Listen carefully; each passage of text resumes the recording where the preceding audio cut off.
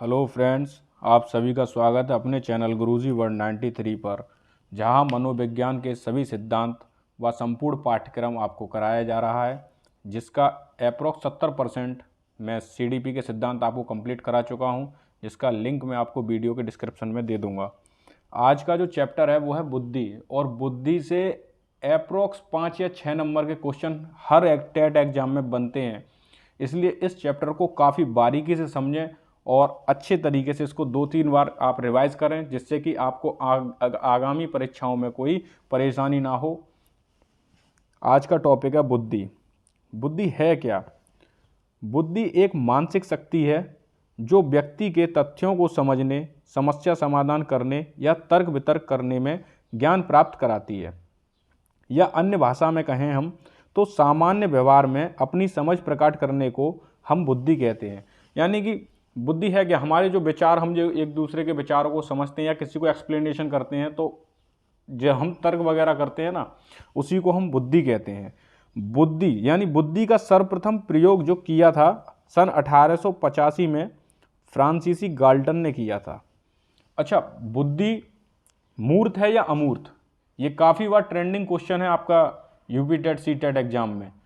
तो बुद्धि जो है वो अमूर्त है। अब मूर्त और अमूर्त को आप कैसे पहचानेंगे?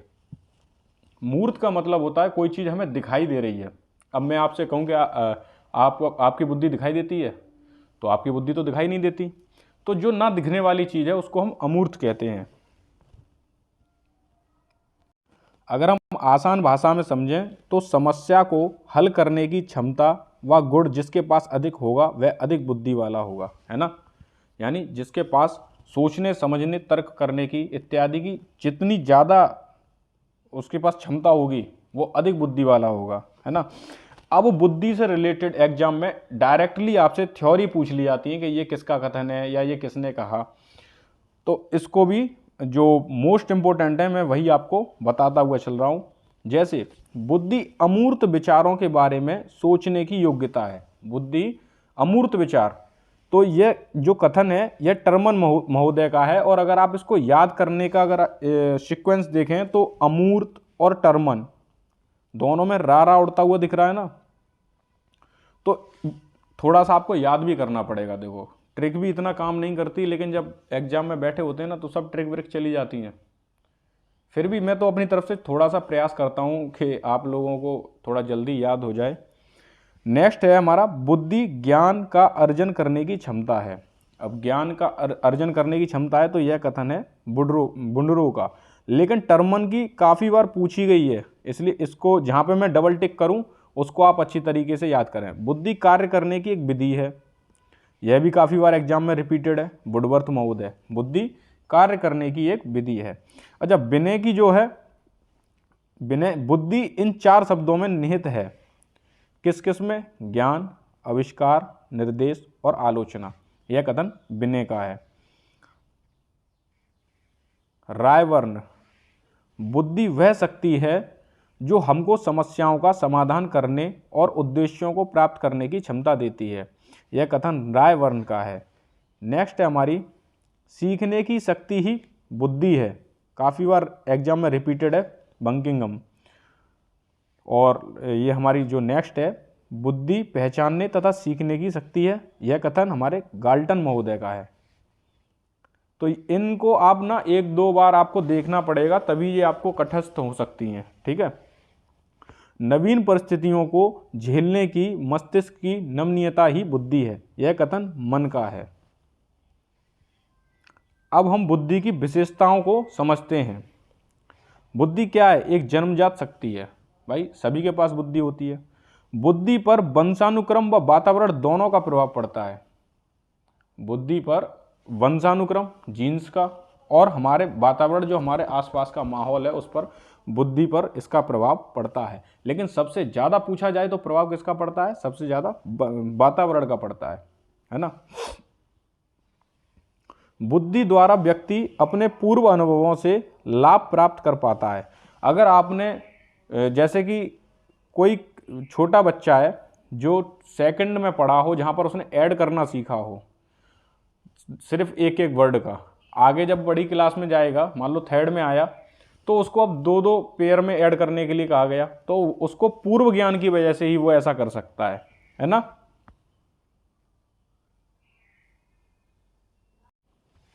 बुद्धि व्यक्ति को कठिन परिस्थितियों तथा जटिल समस्याओं का समाधान करने में मदद करती है।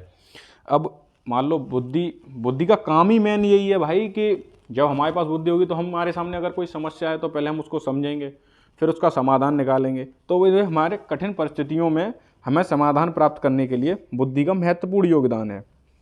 बुद्धि व्यक्ति को नई चीज़ें कार्य सीखने में सहायता करती हैं। अगर हम कोई नया काम कर रहे हैं तो हम वो कार्य भी किसकी वजह से कर रहे हैं? बुद्धि की वजह से। अगर हमें बुद्धि नहीं होगी तो भाई हम वो कर ही नहीं पाएंगे। बुद्धि के कारण व्यक्ति नवीन परिस्थितियों में सामंजस्य कर पाता है। अगर कोई परिस्थिति ऐसी है तो सिर्फ बुद्धि की वजह से ही व्यक्ति उस परिस्थिति में अपने आप को सामंजस्य यानी उसको बिठा पाता है, उसको समझ पाता है, यानी उसके हिसाब से ढल जाता है ना। बुद्धि पर लिंग भेद का कोई प्रभाव नहीं पड़ता। काफ़ी रिपीटेड क्वेश्चन है, पूछ लिया जाता है कि बुद्धि पर किस चीज़ का प्रभाव नहीं पड़ता, तो लिंग भेद का कोई प्रभाव नहीं पड़ता। एक थ्योरी जो है कॉल एवं ब्रूस की, जो बहुत ही महत्वपूर्ण है, लिंग भेद के कारण बालक और बालिकाओं की बुद्धि में बहुत ही कम अंतर होता है। बुद्धि आयु व परिस्थितियों के अनुसार बदलती रहती है। अब बच्चे की एज में बुद्धि अलग कार्य करेगी, थोड़ा बाल्यावस्था में आएंगे तो अलग प्रकार से कार्य करेगी, फिर किशोरावस्था में आते हैं मैच्योरिटी आना शुरू हो जाती है ना। तो बुद्धि आयु व परिस्थितियों के अनुसार बदलती रहती है। अब हम बुद्धि के प्रकार यानी टाइप ऑफ इंटेलिजेंस के बारे में पढ़ेंगे। थॉर्नडाइक के अनुसार, अच्छा थॉर्नडाइक का नाम आया तो थॉर्नडाइक कहाँ के निवासी थे? ये अमेरिका के निवासी थे। और इन्हें किस लिए जाना जाता है? सीखने के नियम के लिए। इन्होंने 3 प्रमुख नियम और 5 गौड़ नियम दिए थे। थॉर्नडाइक ने किस पर प्रयोग किया था? बिल्ली पर प्रयोग किया था। और इनकी एक जो पुस्तक है वो जो बहुत प्रचलित है, जिसका नाम आप मुझे कमेंट में बताएंगे। तो थॉर्नडाइक महोदय ने बुद्धि के 3 प्रकार बताए। इनके हिसाब से बुद्धि जो होती है 3 प्रकार की होती है, यांत्रिक, अमूर्त और सामाजिक। और गैरेट के अनुसार भी बुद्धि 3 प्रकार की होती है, लेकिन उन्होंने यांत्रिक की जगह पर मूर्त, अमूर्त और सामाजिक को बताया है। तो इसमें कंफ्यूज ना हो, मैंने वो लिखा, गैरेट के बारे में लिखा नहीं है, पर मैंने आपको बता दिया है जिससे कि आपको आगे परेशानी ना हो। अब यांत्रिक बुद्धि कैसी होती है? अब यांत्रिक यंत्रों से जुड़ी हुई है ना, ऐसा कुछ इससे रिलेट हम कर पा रहे हैं। तो इस बुद्धि की सहायता से व्यक्ति यंत्रों तथा भौतिक वस्तुओं का परिचालन करता है। इस बुद्धि को हम मूर्त या गामक बुद्धि भी कहते हैं। मूर्त बुद्धि को इंग्लिश में हम कॉन्सर्ट इंटेलिजेंस और गामक बुद्धि को मोटर इंटेलिजेंस कहते हैं। ठीक है, आप लोग अच्छे से यांत्रिक बुद्धि समझ गए होंगे ना। ये यंत्र यानी यंत्रों, भौतिक वस्तुओं का परिचालन करती हो, ऐसी बुद्धि को हम यांत्रिक बुद्धि कहते हैं। नेक्स्ट है हमारी अमूर्त बुद्धि। अमूर्त बुद्धि का संबंध प्रतीकों, चिन्हों एवं संकेतों आदि के आधार पर समस्याओं के समाधान खोजने से है। अमूर्त बुद्धि का संबंध पुस्तकीय ज्ञान को अर्जन करने के लिए अधिक होता है। यानी कि हमें जो पुस्तकों का ज्ञान जो हम पढ़ते हैं या उनका अर्जन करने के लिए अमूर्त बुद्धि का ही हम यूज करते हैं। जो हमारी लास्ट है वो सामाजिक बुद्धि। अब सामाजिक बुद्धि को आप रिलेट कर लो भाई समाज से, जो हमारे नेता वगैरह ये जो भी हैं, ये हमारे कैसे सामाजिक कार्यों से, इनसे रिलेटेड है। इस बुद्धि को सामाजिक बुद्धि कहते हैं। यानी इस बुद्धि का संबंध व्यक्तिगत और सामाजिक कार्यों से होता है। जिस व्यक्ति में यह बुद्धि अधिक होती है वह मिलनसार तथा सामाजिक कार्यों में रुचि लेने वाला होता है। अब सबसे ज्यादा जो क्वेश्चन बनता है बुद्धि में, वो बनते हैं बुद्धि के सिद्धांत से। डायरेक्टली आपसे पूछ लिया जाता है यह सिद्धांत किसका है। तो जो मोस्ट इंपोर्टेंट सिद्धांत हैं उनके बारे में मैं आपको बताता हूं। यानी थ्योरीज ऑफ इंटेलिजेंस, एक खंड का सिद्धांत, एक खंड का कह लो या एक कारकीय कह लो, है ना। तो बुद्धि के इस सिद्धांत को हम निरंकुशतावादी सिद्धांत भी कहते हैं। मोस्ट इंपोर्टेंट है, इसको आप लिख लीजिए कि एक खंड के सिद्धांत को हम क्या और किस नाम से जानते हैं? निरंकुशतावादी। ठीक है, इस सिद्धांत का जो समर्थन किया ना वो बिने, टर्मन और स्टर्न ने किया। नेक्स्ट है हमारा द्विखंड का सिद्धांत, या इसे हम द्विकारक का सिद्धांत भी कहते हैं। इस सिद्धांत का प्रतिपादन ब्रिटिश मनोवैज्ञानिक स्पीयरमैन ने 1904 में किया। उन्होंने कारक विश्लेषण की प्रविधि का प्रयोग किया और बताया कि बुद्धि की संरचना में मूलतः 2 कारक निहित होते हैं। अब वो दो कारक इन्होंने कौन से बताए, एक बताया सामान्य कारक, दूसरा विशिष्ट कारक, जैसे हम जी फैक्टर और एस फैक्टर से जानते हैं। तो सामान्य कारक जो होते हैं उनमें जन्मजात चीजें आ जाती हैं और विशिष्ट कारक में अर्जित की हुई चीजें आ जाती हैं। ठीक है। बाद में स्पीयरमैन ने एक और तत्व समूह जोड़ दिया और सिद्धांत कहलाया त्रितत्व का सिद्धांत। यानी कि एक खंड का या एक कारक का सिद्धांत हमारा विनय महोदय का है, द्विखंड का स्पीयरमैन, और उसके बाद उन्होंने अपने ही द्विखंड वाले को उसमें एक तत्व और जोड़कर उसे त्रितत्व या त्रिखंड का सिद्धांत बनाया। ठीक है। नेक्स्ट है हमारा बहुखंड का सिद्धांत।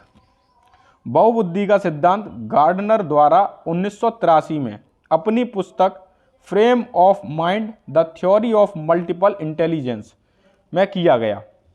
तो बहुखंड बुद्धि के जो प्रतिपादक हैं या सिद्धांत जिसने दिया है वो गार्डनर महोदय हैं। इनकी बुक याद रखनी है, क्योंकि मैं सारे जितने भी आपके मनोवैज्ञानिक आते हैं उनसे रिलेटेड बुक को हर उनके जैसे ही उनका कोई भी टॉपिक आता है और उनसे रिलेटेड अगर कोई बुक है तो मैं आपको बताता हुआ चलता हूं, क्योंकि एग्जाम में 1 या 2 नंबर में बुक के ही क्वेश्चन आ जाते हैं। नेक्स्ट जो बुद्धि है ठोस बुद्धि व तरल बुद्धि का सिद्धांत, यानी theory of crystallization and liquid intelligence. तो ठोस बुद्धि और तरल बुद्धि का जो सिद्धांत दिया वो हमारे कैटल और हॉर्न महोदय ने दिया। उन्होंने बुद्धि 2 प्रकार की बताई, तरल बुद्धि और ठोस बुद्धि। कैटल और हॉर्न के द्वारा जो बुद्धि होती है वो 2 प्रकार की होती है, एक हमारी तरल और ठोस। सामान्य इसको तरल व ठोस बुद्धि का सिद्धांत किसने दिया, ऐसे ही पूछा जाता है क्वेश्चनों में। नेक्स्ट है हमारा समूह कारक सिद्धांत, यानी ग्रुप फैक्टर थ्योरी। यानी अभी हम जो ऊपर जो पढ़ते आ रहे थे जी फैक्टर एस फैक्टर, अब आ गया ग्रुप फैक्टर समूह कारक। इस सिद्धांत का प्रतिपादन थ्रस्टन द्वारा 1938 में किया गया। आपको खैर सन वगैरह पर इतना फोकस नहीं करना है, डायरेक्टली आपसे बस यही पूछ लेता है कि ये किसने सिद्धांत दिया और उसके बारे में थोड़ा सा समझते हुए चलना है, और कुछ नहीं। सन 1 इतना मायने नहीं रखता, क्योंकि अगर ऐसे सन याद करोगे तो मनोविज्ञान में तो जाने कितनी सने हैं, है ना। तो थ्रस्टन ने बुद्धि की व्याख्या कई कारकों के आधार पर की, ना कि सिर्फ 2 कारकों के आधार पर, जैसा कि स्पीयरमैन ने बताया था। और इनकी एक पुस्तक है प्राइमरी मेंटल एबिलिटी, पुस्तक किनकी है, थ्रस्टन महोदय की है। इन्होंने बुद्धि में कुल 13 तत्व बताए और इनमें से 7 तत्वों को प्रमुखता मिली। ठीक है। नेक्स्ट आता है हमारा बहुकारक सिद्धांत। अच्छा, बहुकारक सिद्धांत या बालू का सिद्धांत या परमाणुवादी सिद्धांत, ये सभी एक ही सिद्धांत हैं जिनके अन्य अन्य नाम जो हैं, जिन नामों से ये बुलाया जाता है मैंने एक ही बार में आपको बता दिया कि ये बहुकारक का सिद्धांत हो या बालू का सिद्धांत हो या परमाणुवादी का सिद्धांत हो, यह सिद्धांत जितने भी हैं ये थॉर्नडाइक के ही हैं। ठीक है। थॉर्नडाइक ने स्पीयरमैन के सिद्धांत को अस्वीकार करते हुए बताया कि बुद्धि सिर्फ 2 कारकों के मिलने से नहीं बनती, बल्कि बुद्धि की रचना बहुत से छोटे छोटे तत्वों या कारकों के मिलने से होती है। थॉर्नडाइक के अनुसार व्यक्ति जितनी भी मानसिक क्रियाएं करता है उतने तत्व बुद्धि के अंतर्गत पाए जाते हैं। ठीक है। अच्छा, थॉर्नडाइक का मैं आपको पहले बता। नेक्स्ट है हमारा त्रिविमीय सिद्धांत या बुद्धि संरचना सिद्धांत या त्रियामी सिद्धांत भी बोलते हैं इसको, लिख लेना जरा, त्रियामी सिद्धांत भी बोलते हैं। तो गिलफोर्ड ने इस सिद्धांत का जो प्रतिपादन 1967 में किया था, उनका मानना था कि बुद्धि के सभी तत्वों को 3 विमाओं में बांटा जा सकता है। अब कुछ इंपॉर्टेंट नहीं है, मतलब अगर डायरेक्टली पूछ भी लिए जाएं तो आप बस इतने इनके नाम और इनका किसने क्या किया है इसके बारे में आप जान लीजिए कि बुद्धि का का और खा का सिद्धांत किसने दिया है, हैव ने। बुद्धि का पदानुक्रमित सिद्धांत किसने दिया है, फिलिप बर्नर ने। बुद्धि का समूह कारकीय सिद्धांत किसने दिया है, लुईस थ्रस्टन ने। अब हमारा है बुद्धि लब्धि यानी आईक्यू। अब आईक्यू के बारे में और समझते हैं। अच्छा, अब तक मैं आपको जो पढ़ाता हुआ आ रहा हूं, अगर आपको अच्छा लग रहा हो तो चैनल को सपोर्ट करते रहें। बस आप सभी अपना प्यार ऐसे ही बनाए रखिए जिससे कि आप अपनी आगामी शिक्षक भर्ती की तैयारी अच्छे तरीके से कर सकें। और अगर कुछ कमी रह रही हो तो मुझे बताइए, मैं उसको भी ठीक करने की कोशिश करूंगा। बुद्धि लब्धि यानी आईक्यू। तो बुद्धि लब्धि के जनक तो स्टर्न है। बुद्धि लब्धि के जनक कौन है, स्टर्न है, जिन्होंने किस सूत्र का प्रतिपादन किया था, आईक्यू इजिकल टू मानसिक आयु बट्टे वास्तविक आयु। लेकिन बुद्धि लब्धि मापन के जनक टर्मन महोदय हैं। ये खास तौर पर ध्यान रखना क्योंकि इसी में कंफ्यूजन ज़्यादा क्रिएट होता है। इसका सूत्रपात उन्होंने 1911 में किया था, 1911 के बाद किया था।